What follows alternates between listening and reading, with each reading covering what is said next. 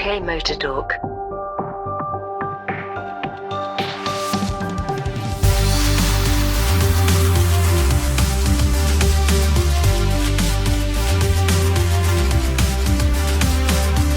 Hello everyone, and we are podcasting once again. This is UKMotorTalk. I'm Mike, hello. I'm Jim, hello, and I've just been given a 5-second penalty.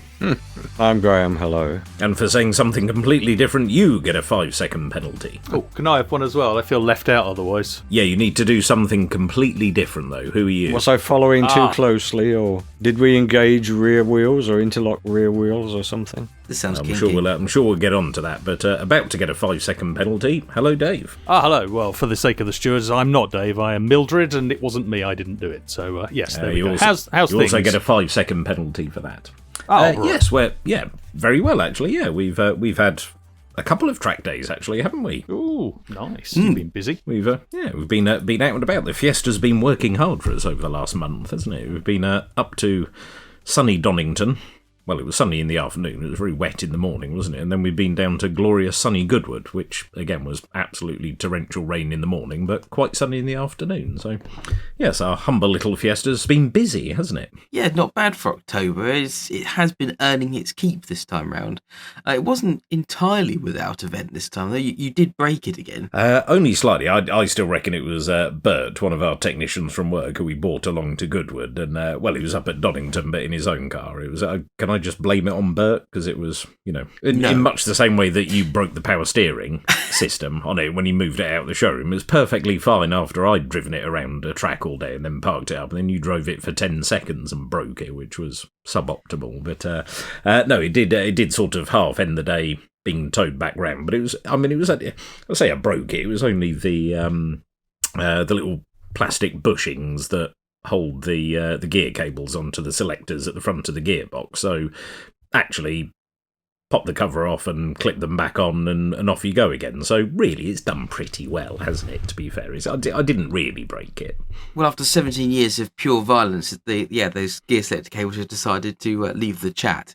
And that was it, really. They disappeared off. Although Bert, who, as we said, was out on track with us, came back and went, I think I've hit a pigeon. What? I've definitely hit a pigeon, and he had done the classic of catch a pigeon. He tried to avoid it. He managed to avoid one. I think tooted, tried to get it to take off. It didn't happen, and so he collected it at 100 miles an hour. Yeah, the bumper held up surprisingly well, didn't it? There wasn't a mark on it. I gave it a quick wash and put it back in the showroom today to keep it warm and dry for the winter, and there's not a mark on it. It's immaculate. It's fine. Well, it's pretty good going.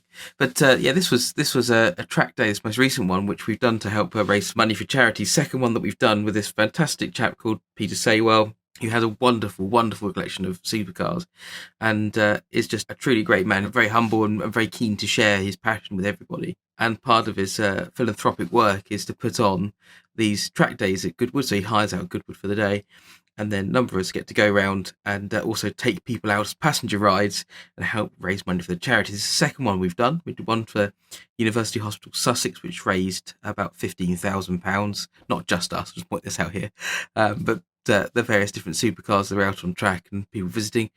And then also this most recent track day, which was raising money for the Sussex Snowdrop Trust, which helps provide nursing care for children at home that have life-changing and terminal illnesses. So both fantastic causes, and what a great way to be able to go out there and enjoy it, and other people also enjoy it with you. So we've had a guest driver. We've also had plenty of guests out in the car, so it's not just been for our pure selfish pleasure. Not saying that it's entirely selfless going out and hammering around Goodwood all day, but it has been quite good fun, I think, even if we have broken it a little bit. I say we. Only slightly. Yes. I've broken it less than you have, so that's the main thing. I reckon it was the 1,000 miles that you put on it a couple of years ago, which obviously accelerated the wear and tear on it. I reckon in 2017. Yes, this was. Yeah. So I think it all goes back to that. Ever since you had to drive it for 1,000 miles, it's not been right. Anyway, but no, it's a wonderful way to raise money for charity, isn't it? As you say, it's there are certainly worse ways to raise money for charity. But I think if you could do that all day, every day, that's not a bad way of earning money for charity, isn't it? Maybe we should have a look at that.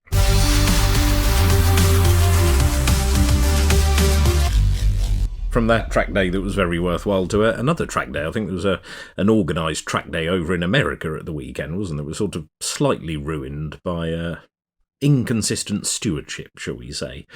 It was, I am talking briefly as I've been instructed to talk about the F1. I mean, it was a good weekend, and apparently Ferrari won. I had to sort of check the results and watch the highlights afterwards, because, I mean, Max won the sprint, but Ferrari won the main Grand Prix with Charles Leclerc winning. I think they got about 13 seconds of screen time in the whole Grand Prix, such was the battle and everything else going on further down the grid. But just very briefly, as I've been told to keep it short, Russell does one thing, gets a penalty. Max does, as far as I could see, pretty much the same thing, doesn't get a penalty. Lando overtook him off track, so probably should have got a penalty for that, but Max had forced him off track. So it's, I think the rules need looking at here. We all remember Alonso shouting out rather expressively, "All the time you have to leave a space," and as that rule just disappeared, is that it's, and yeah, I'm frustrated is the word. Frustrated at the inconsistency. A Dutch friend sometimes left a space, occasionally parked on top of the opposite, particularly parked on top of Lewis.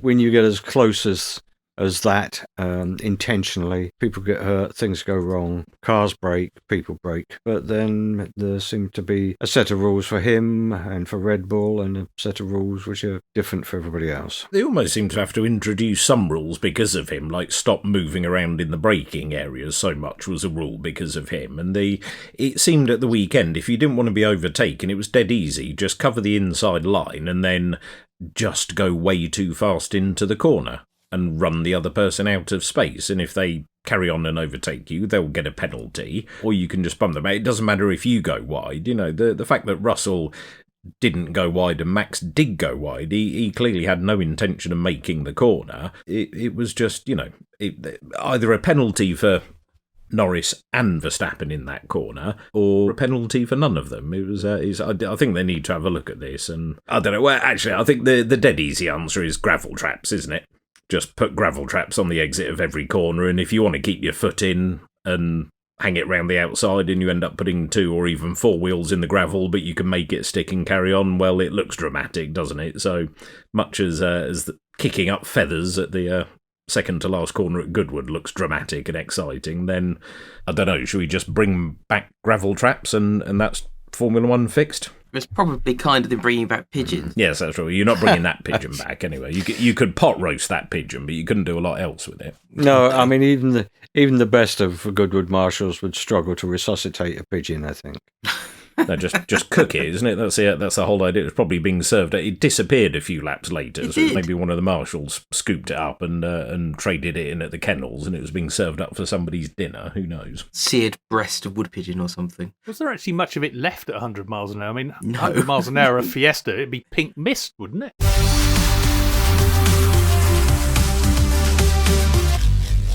Of course, we're not the only ones that have been out and about, are we? Dave, you've been also out and about, and although we've just about reached the end of the season, you went to a show. Yes, a rare outing for me. I don't normally get out of here. They don't normally trust me. It's get yourself in the bath chair and stick the thing over your knees and have a fun afternoon out. So, yes, I went with my slightly hippie mate Callum to the fully charged everything electric show, which was held as is current. Oh, that's very electric. Hey, see what I mean? What? As is contemporary. Are you here all week? I'm here all week. Please don't forget to tip your waitress and be quiet. It's a residential area. It was held as is customary. That is the word I was looking for. At Farnborough Airport. Very good. Been a couple of years now. We went a couple of years ago, and I think there was slightly less in the way of car stuff this time, because it's obviously not just a car show. It's about everything to do with going more green, electrifying your house, slightly more efficient, or a lot more efficient heating of your house. There's lots of stuff about heat pumps and solar panels. I was going to say electrifying your house. I've got electricity in every room in my house now. It's Well, fully so have I. electrified. I've This got is why I lights thought and everything. I thought it was a bit odd, but this is sort of weapons grade electrifying your house, as in basically getting rid of things that burn stuff to make your heat and the like. They're most evangelical, as you would imagine, but no, it's very interesting. There was it wasn't quite as worthy and as preaching as I thought it was going to be. There's some very interesting talks and panels that we went to, and I think we're going to hear a little bit from one that I attended in a little bit. But there's some good stuff. The car stuff was mostly outside. There were some bits and pieces inside too.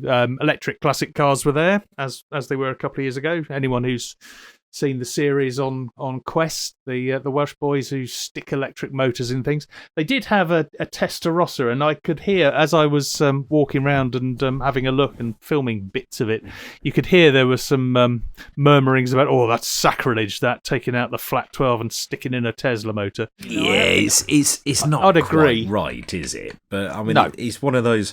I was having a flick through.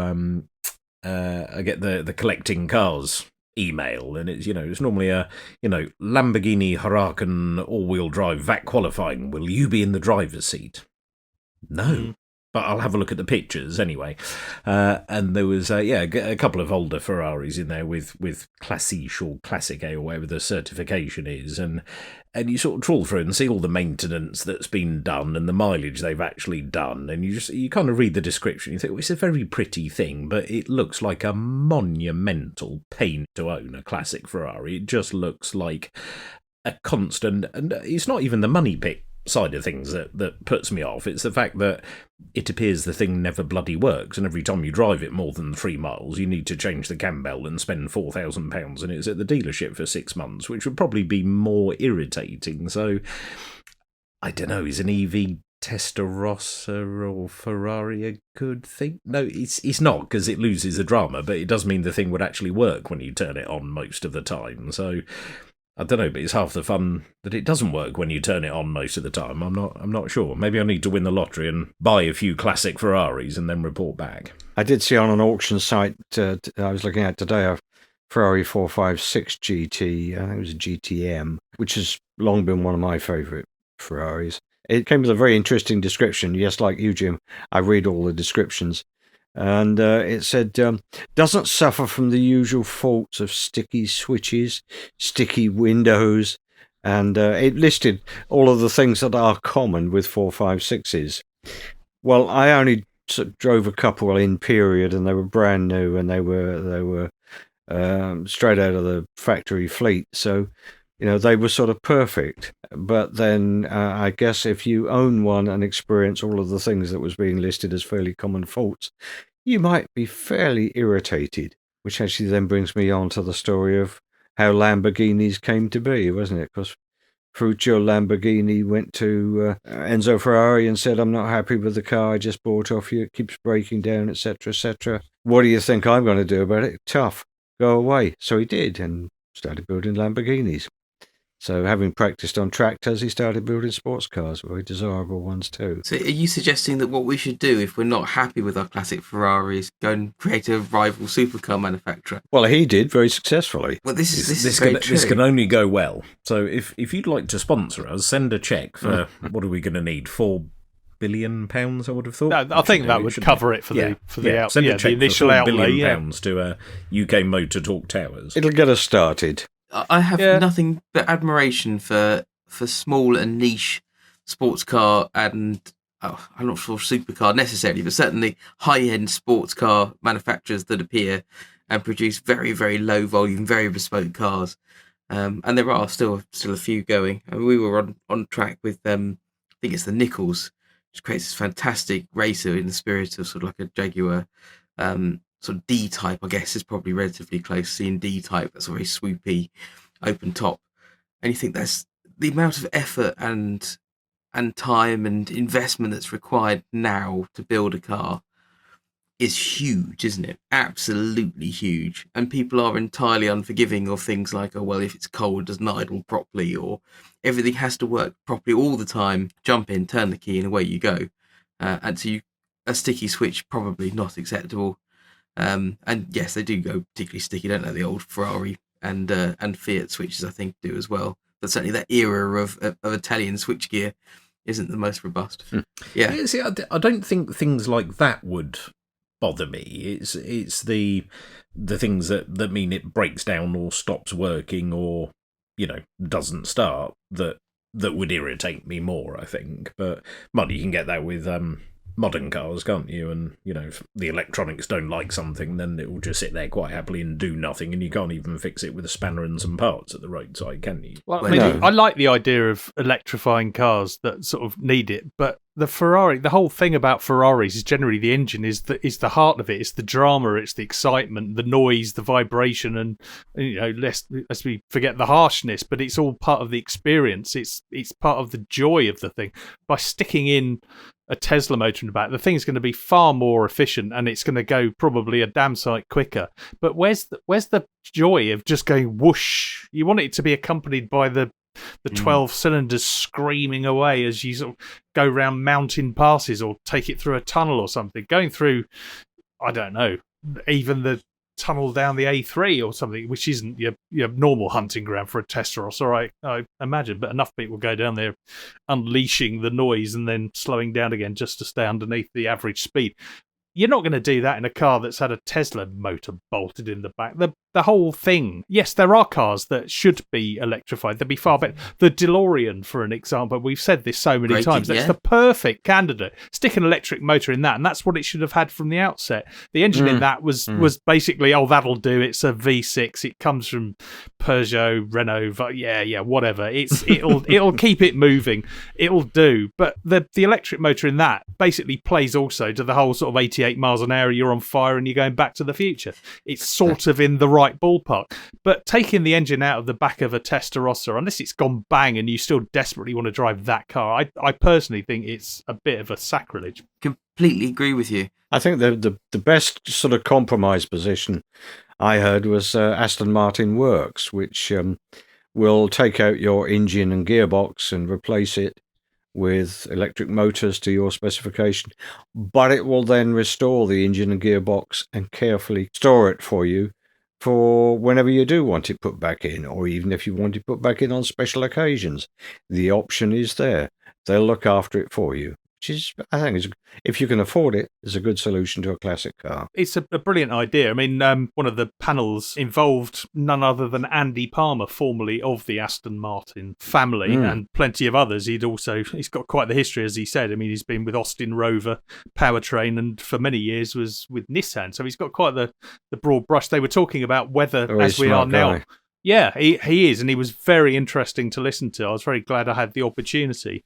They were talking about, as we are now, what's the future for people like us, petrol heads, people who enjoy, sort of the noise, the sort of the drama, the sound that, yes, we can't afford Testarossas, but even the cars that we do have, they make a nice noise when you get them in the right rev band, and it all accompanies the feel. Is that going to be lost when we go to the electric car future? I mean, and the people on the panel, amongst others, were Andy Palmer, as I mentioned, and Quentin Wilson, who he's become quite the evangelist for electric cars, and he's now campaigning to help make it a bit more accessible for people, because, as we know, electric cars aren't necessarily the cheapest at the minute. He's quite into that. So listening to them talk and to hearing them speak, I think the future is going to be mixed. It's going to be electric is probably going to be the future for all of us, especially after 2030. But there still will be a place for us who want to enjoy the internal combustion engine more as a leisure thing rather than the day-to-day. Welcome to day 2 of Everything Electric. Sound you well? Yeah. We've got a fantastic panel for you this morning. We're talking about whether or not electric cars will ever be able to thrill and excite in the same way that a great petrol car can. Quentin Wilson, motoring journalist of some years, it has to be said, but car fanatic, dyed-in-the-wool petrol head, but also run electric cars and the Fair Charge campaign group, which is over there. Good morning, Andy Palmer. I'm going to call myself a car guy. I'm 45 years, just clocked 45 years in the auto industry. I was chief engineer for Powertrain at Austin Rover, for those of you that remember it. I then spent 23 years at Nissan. I was responsible for bringing the Nissan Leaf to market, among others. Then I went to Aston Martin and spent 6 years at Aston Martin, and now I'm doing anything that's related to the electrification of the car. But I also have an interesting garage of very interesting Astons. Andy, I'm going to start with you. I'm going to ask you the question that I started the panel by asking Quentin last time around. Could you just paint us a word picture of what a wonderful ice-powered car does and makes you feel, and what we'll miss when they're gone? Okay, well, I think any car should reach your soul. It should inspire emotion. And I don't think that necessarily means that the car has to be petrol. On the way here, I was reflecting the changeover to diesels in the 1980s, and all the journalists talking about how they were just tractors. But you know, we also made very emotional diesel cars, and you can make very emotional electric cars. The point is that you have to have people in the industry that want to make something that drives your soul. I learned a lot during my 6 years at Aston Martin around that, and in particular about the proportions of the car. It's not just about outright acceleration. You know, the obvious things that you miss in addition to that are maybe sound, but again, the latest AMG you might have seen has been enhanced by artificial sound. So is that a good thing or a bad thing? I don't know, but there's a certain je ne sais quoi about a well-done motor car, and it starts with proportions. And the proportions are what's driven in the back of your brain, what we deem to be beautiful. You know, around the magic proportion of a third, 2/3. So the way that the tyres sit in the well, the way the A-pillar touches the touchdown point on the hood. These are all things that your mind will determine as being beautiful, and have nothing to do with what the powertrain is. In fact, what an electric car can do for you, if you choose to do that, it gives the designer way more freedom, because you haven't got the engine block where God meant it to be. So with that out of the way, you have a lot more freedom to design beautiful motor cars. We just haven't done it yet. We've, as an industry, been too conservative in the change. When I did Leaf, I purposely made the Leaf look like a C-segment car, because I felt it was a big enough change just to change the powertrain. But we're 15 years on, and it's now's the time to start pushing the proportions, start pushing the design, start doing what Li Auto have done in China, and start to drive our imagination and make things that drive the soul in a different way. So, in conclusion, I think proportions and sound are probably the things that are missing from the electric car today, that the best of the ICE cars have given us, and it's that ability to stimulate your soul which is probably missing from the electric car today, but it isn't restricted by the electric car. Quentin, Andy highlighted at the outset that this soulfulness that we allude to, it doesn't just come from a powertrain, it comes from a million different places. So, in fact, do we in fact not have to accept that soulfulness dies with the combustion engine? Are we going to have it in the electric future?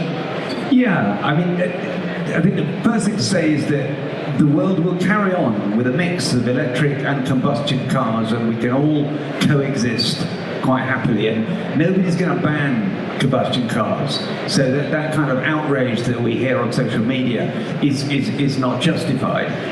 But I agree with Andy that to make an emotional connection with a car, you've got to love it. So that means you've got to sort of look at it and want to get in it. It's that thing it does when you turn away after you've locked it, and it demands one more turn back just to look at it. And I had a Mercedes SLS for 2 years and did 10,000 miles in it. And that for me is the archetypal emotional funfair of a car, because it looks good in a rather kind of round, podgy way. It makes all these fabulous apocalyptic noises, It gives you all that information up through the steering column and the seats and the pedals, the vibration. So you've got this kind of oral sympathy going on in your mind. And it's a woefully inefficient car. You do 12 miles to the gallon and the gearbox is all sloppy and everything. But I loved every expensive mile because it was just all that stuff going into receptors in my brain saying, you're having such a great time here. But then the rational side of your head, once you get into something like a Model S Plaid or even a Model 3 Performance, and you can smoke the pants off an SLS and do it literally for pennies. I mean, you know, a Model S Plaid, 0 to 60 in, 1.9 seconds. It is terrifyingly fast, and the fastest you've ever been in a car. So, you know, the technology of the electric car is amazing and fast, but it can still give you that satisfaction, that emotional connection that you get with an old Leviathan like an SLS. So, you know, we're just substituting a new technological excitement, but perhaps we're not doing it with the same inefficiencies of vibration, noise, and harshness, which we've been trained, the receptors in our brains have been trained since little children as we travel in our parents' cars to pick up all this noise, vibration, harshness. And when it's not there, you think, wow, this is all very different, this is all very strange, I'm not sure I like this. But just understand that some of the performance from the electric cars available out there is genuinely mind-bending. And even, you know, the chassis on an ordinary Model 3, if you want to sort of drift that around, it's so lovely and balanced and 50-50, and it digs in, and you know, you can really feel it grip on the front and sense the rear sliding. It's a lovely, lovely chassis. So you can drive very fast and very enjoyably in electric cars as well. We're running out of time, but I want to finish with you, Andy, and just quickly ask you, as an engineer, what are your thoughts on this idea of putting some imperfection and idiosyncrasy back into cars? Does that kind of annoy you? I've been working so hard to make them better, and you want me to make them worse? The guys here will remember, but I was responsible for developing the Maestro and Montego Turbo. That car, I mean, we developed it down the M40. And you hit the throttle, and the only thing you didn't know was which way it was going to jump. Yeah, you absolutely knew it was going to jump, and it was a dreadful car. It was dreadful, and I spent so many days and hours and weeks redeveloping the drive shafts of that car to try and stop it jumping. So I love that you call it idiosyncrasy. But look at a 930 Turbo, which was a violent, hateful thing, which would kill you in a heartbeat. They fetch the most money of all 911s. You explain that. Now, where I think we can get to, back in my Nissan days, as I said, when we developed Leaf was all around just changing the powertrain, and it was keeping the rest of it very conservative. The second car was the EN V200, which was the van, and it was just about making total cost of ownership as low as possible. The third car, which Carlos Ghosn cancelled, was the Infinity. Now just imagine in 2014, had Infinity launched the electric car, which was there, Infinity wouldn't be disappearing from the face of the earth in the way that it is today. It would be the first, it would have been ahead of Tesla. Huge mistake. But the fourth car, Google it, was the Blade Glider. And the Blade Glider was all about changing the form factor. It was all about being emotional. It was all about creating a car for petrol heads. And it drew on the Le Mans experience, and it had a narrow front end. It was 1.2 meters across the front wheels, wider in the rear. The seating pattern was the same as a McLaren F1 with the driver in the middle. And to drive, as they say, is the most fun with my clothes on. It was amazing. It was neutral, it would drift, it was just plain fun, and I spent hours in that car. Idiosyncratic? I don't know about that, just wonderfully fun to drive. You have all of that torque, you didn't have the nannies controlling what you could do, you didn't have the lawyers controlling what you could do, the traction control was off, the ABS was off, probably kill you if you weren't clever with it. But for the petrol head, it's better than any car that I've ever driven. I think we can safely say, in conclusion to this panel, that as long as there are people, weirdos like us, that get all excited about cars, there will be ways of getting excited and vehicles to excite you. Guys, this has been wonderful. I've so enjoyed it. Can we have a massive round of applause for our panelists, please? Thank you. Please enjoy the rest of your day. Feel free to come say hello to a stage live. Thank you very much. Well, I mean, there's quite a lot of food for thought there, and it does give you a bit of hope that, you know, we're not all doomed just to sort of travel around in battery-powered boxes for the rest of our driving career. You know, I personally think, as they were saying, you know, there's a place for both, and I don't think you necessarily have to be minted in order to enjoy that. Let's hope not, anyway. I've to say I've been intrigued by the number of articles I read recently in some fairly heavyweight magazines and newspapers by presumably quite well-informed people, that 2030 is a date which is very, very likely to slip. And even 2 or 3 articles I've read recently questioning whether electric cars really is ultimately the long-term way to go. And I noticed that Toyota have just brought out a hydrogen cell car, which is shortly to go on public sale. Well, Toyota have been doing it for a while, haven't they? But they've done sort of replaceable cells where you can swap them out. You've got BMW who reckon they might have cracked the problem, but there's a few issues, aren't there, with EV as it stands at the moment? There's lots of issues. Firstly, of course, the infrastructure hasn't caught up with the demands of the government as opposed to the demands of the people in terms of making sure everything's there and ready to go, because it just isn't. There isn't really the appetite for several reasons, partly because there's a load of alarmist nonsense, which frankly just isn't really true about EVs and the problems with them. It is partially true, and that is another problem, because if you don't have anywhere to charge it at home, it is vastly expensive because you pay too much VAT if you charge on the road. It's 20% rather than 5%, as we've said, I know, in the past. But the biggest problem really is that all the incentives to go EV are for businesses and not for normal people who are buying the car as a private proposition. And now we're going to end up from 2025 with road tax on EVs, which fine, okay, they use the road, so it's probably, or road fund license, whichever way you want to look at it, but also luxury car tax on vehicles over 40 grand. Now everything is over 40 grand. A Ford Cougar in a decent spec is over £40,000. I would not call that a luxury car. It's a car. It's a family car. So when you start lumping in loads of extra tax, well, suddenly it becomes very unattractive. So why would you? I think it's interesting that we've now got to the point where if you look at what Vauxhall are doing with the new Frontera, and they're going for price parity between the two, and we're starting to see more interesting entrants into the field, so the Renault 5, for example, and also the Dacia Spring, where the cars are available at the same sort of money that the normal cooking spec cars are, then suddenly they might become a bit more attractive, because to an extent, electric cars are quite one-dimensional.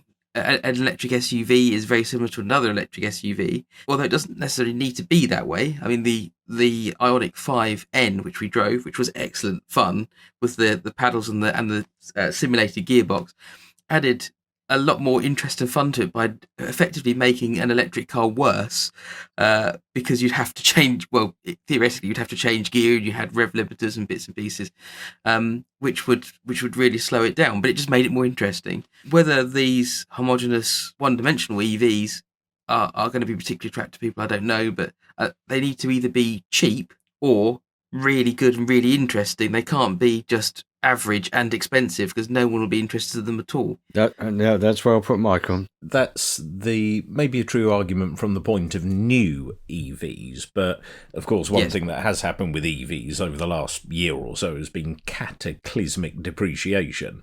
So when you can pick up, and also manufacturers, because everybody was worried about the batteries, but the manufacturers knew the batteries and the motors and everything would be fine, all, whacked a 6, 7, 8 year warranty on it. Well, actually, when you can pick up a 3-year-old EV with 20,000 miles on it that's still got 4 or 5 years of manufacturer's warranty left on the expensive bits for 20-something £1,000, from what was a 60, 70 grand car brand new, actually just go and buy a second-hand one.